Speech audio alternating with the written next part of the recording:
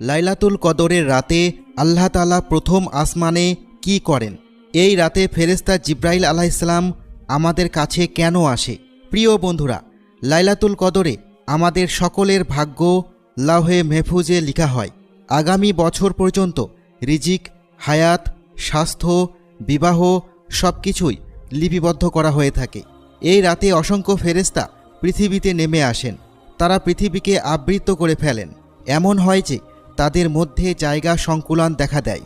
ঠিক এজন্যই এই রাতকে লাইলাতুল কদর বলা হয়েছে। ফেরেশতাদের সর্দার হজরত জিব্রাইল আলাইহিসসালামও জমিনে নেমে আসেন। আল্লাহ বলেন, এই রাতে ফেরেশতা ও রূহ অর্থাৎ জিব্রাইল তাদের রবের অনুমতিক্রমে সকল সিদ্ধান্ত নিয়ে অবতরণ করে।